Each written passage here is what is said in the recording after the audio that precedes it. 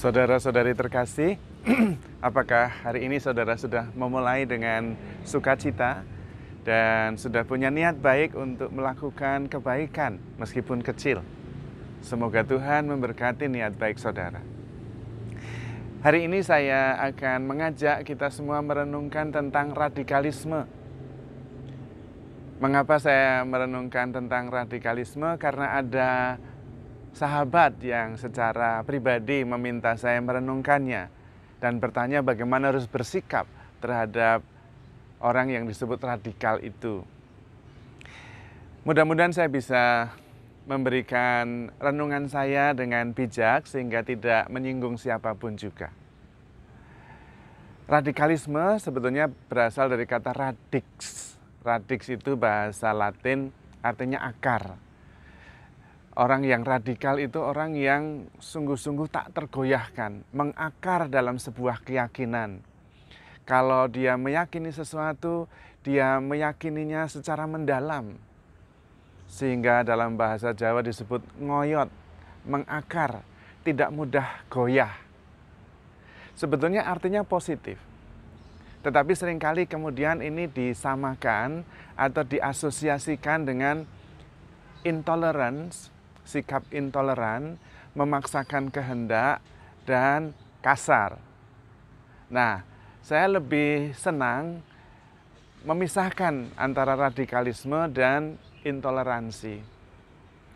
Kalau radikal itu lebih positif. Kita bicara tentang intoleransi aja. Orang atau kelompok orang yang intoleransi, mengapa bisa menjadi intoleransi? Karena biasanya orang yang intoleran atau kelompok orang yang tidak toleran itu karena tidak bisa menerima perbedaan. Di belakangnya ada keyakinan bahwa kebenaran itu satu. Kalau ada dua, A tidak sama dengan B, maka kalau A benar, B salah. Kalau B benar, maka A salah. Karena itu kemudian memaksakan kebenaran itu, lalu tidak bisa menerima sesuatu yang tidak sesuai dengan yang dia yakini. Padahal dalam kenyataan bisa saja dua-duanya benar, meskipun berbeda. Nah, kaum intoleran tidak bisa menerima kebenaran yang tidak satu. Kalau yang satu benar ya satu salah, tidak bisa dua-duanya. Kalau contohnya saja ya, kalau saya baik berarti saya tidak buruk.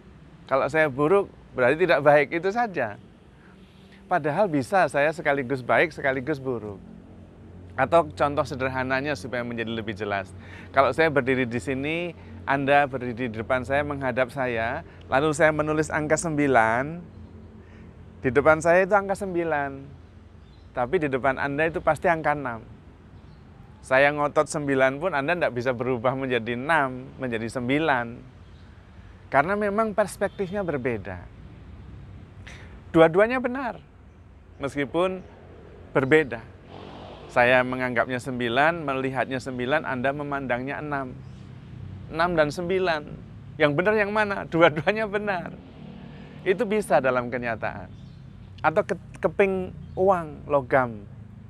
Kalau Anda berdiri di depan saya di sini dan saya memegang keping logam, saya melihat angka 1000, saya mengatakan uang logam itu 1000, angka 1000. Anda mengatakan tidak, itu gambar. Yang benar yang mana? Dua-duanya benar. Dalam kenyataan itu, perbedaan itu tidak selalu salah. Bahkan perbedaan bisa memperkaya. Lalu bagaimana kita harus bersikap terhadap orang yang intoleran? Kita harus bisa mengajaknya berdialog. Tetapi bukan berdebat loh ya. Nah, kita harus mengerti dulu bedanya antara dialog dan debat. Dialog itu mengungkapkan isi hati, perasaan, dan pandangan. Itu namanya dialog. Saya itu meyakininya begini-begini. Saya merasa, saya melihat A itu begini-begini. Itu perasaan saya. Dan itu selalu benar karena itu perasaan saya, pandangan saya mengungkapkan isi hati saya dengan alasan-alasan yang jelas. supaya orang lain mengerti, memahami. Itu dialog. Kemudian teman dialognya mengungkapkan juga isi hatinya, perasaannya, pandangannya, kemudian saya bisa menjadi lebih mengerti. Oh begitu, ya saya jadi lebih mengerti. Lalu terjadi saling pengertian, itu dialog. Nah itu harus diusahakan. Tapi jangan berdebat. Debat itu tujuannya bukan saling mengerti. Tujuannya saya menang. Itu dialog. Itu debat. Pokoknya saya menang. Nah, kalau dengan kaum intoleran ya jangan berdebat. Karena pasti akan berantem, akan berkelahi. Karena debat itu tujuannya menang kalah. Sementara berdialog itu lebih memahami, lebih mengerti. Saudara-saudari terkasih, intoleransi itu bukan hanya dalam paham agama loh ya. Dalam hidup sehari-hari juga terjadi. Saya memaksakan kehendak saya. Orang lain harus hidup seperti yang saya mau. Nah, namanya itu intolerance. Padahal beda pendapat itu biasa. Yang paling penting kita konsisten. Berbeda pendapat boleh, tapi persahabatan tetap. Nah, itu persaudaraan tidak terganggu. Karena berbeda pendapat itu wajar dan malah bisa saling memperkaya. Tetapi jangan kemudian memaksakan kehendak saya, pandangan saya, itu intoleran namanya, merusak relasi. Maka dalam hidup bersama, entah itu dalam bernegara, bermasyarakat yang lingkupnya luas, beragama, atau dalam lingkup yang lebih kecil, keluarga atau pertemanan, kita perlu mengembangkan sikap dialog dan memegang prinsip-prinsip dalam hidup bersama supaya hidup bersama menjadi lebih nyaman, tidak memaksakan kehendak. Ada 3 prinsip sebetulnya yang diajarkan oleh gereja kepada kita. Yaitu prinsip pertama adalah kebenaran atau veritas. Kapan kita memegang prinsip kebenaran? Yaitu pada hal-hal yang memang mendasar atau prinsip yang tidak bisa ditawar. Dalam bahasa Latinnya in principi veritas. Kalau masalah-masalah kebenaran jangan tawar-menawar. Maksudnya gini, kita tidak boleh membunuh. Sudah jangan ditawar, membunuh tidak boleh. Itu kebenaran, veritas yang harus dipegang. Karena itu sesuatu yang memang tidak bisa ditawar. Tidak boleh membunuh, tidak boleh membunuh, tidak boleh menyakiti hati, tidak boleh membenci. Titik, itu harus dipegang. Prinsipnya adalah kebenaran dalam hal-hal yang prinsip. Nah, indubium unitas. Kalau masih meragukan dan bisa diperdebatkan, jangan ngotot. Tetapi kesatuan yang harus dipegang. Prinsipnya adalah kesatuan. Contohnya gimana? Makan sambal, supaya lebih jelas ya. Makan sambal itu baik atau enggak? Ya bagi seseorang itu baik, bagi orang lain tidak baik. Lalu bagaimana prinsip yang dipakai untuk makan sambal dalam hidup bersama? Unitas, kesatuan. Apakah makan sambal itu membuat kesatuan lebih erat?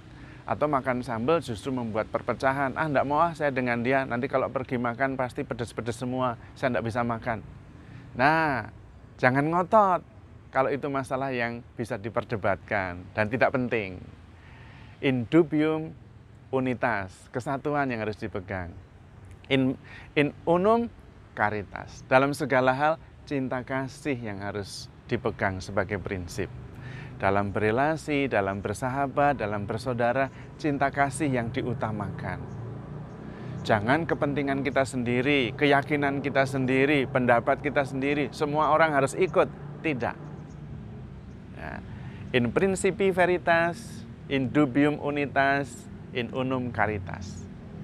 Dengan prinsip ini kita bisa hidup bersama dengan lebih nyaman dan bisa saling menolong, menerima perbedaan sebagai sesuatu yang wajar, bahkan saling memperkaya, termasuk dalam pandangan-pandangan.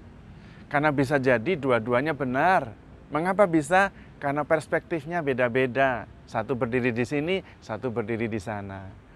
Proses yang dilalui juga beda-beda. Ada orang yang memulai proses pendidikan yang konvensional, ada orang yang mempunyai proses pendidikan yang sangat progresif. Sehingga hasilnya beda. Maka perbedaan kita terima. Kita harus mengembangkan sikap toleransi. Lalu bagaimana dengan orang yang intoleran? Kita coba berdialog, kalau bisa. Kalau tidak, intoleransi itu pasti akan lenyap dengan sendirinya. Mengapa? Dalam proses evolusi, apa yang tidak baik, tidak benar, tidak sesuai dengan kenyataan akan hilang dengan sendirinya. Intoleransi itu tidak baik, tidak sesuai dengan kenyataan. Kita tidak bisa hidup semua seragam, kenyataannya bermacam-macam.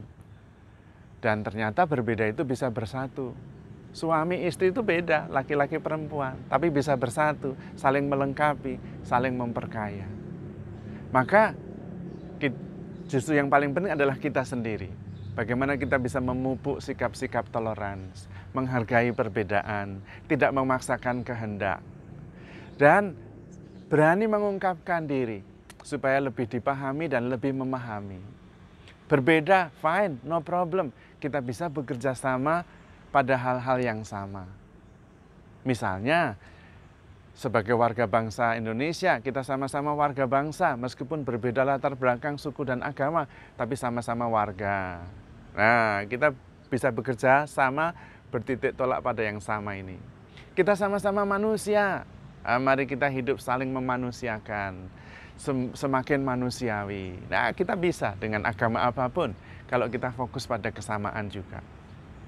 Maka kita harus melatih diri kita untuk hidup bersama secara damai, saling memperkaya, tidak saling memaksakan kehendak. Mudah-mudahan kita kuat, dan mudah-mudahan teman-teman juga yang mungkin awalnya intoleransi menjadi toleransi. Karena memang dalam proses evolusi yang intoleransi akan menjadi toleransi atau hilang karena tidak sesuai dengan kenyataan dan tidak baik. Itu prinsip dalam evolusi. Hanya yang baik, hanya yang benar, hanya yang sesuai dengan kenyataan, yang makin membuat kenyataan dan hidup ini menjadi lebih baik, itulah yang akan bertahan.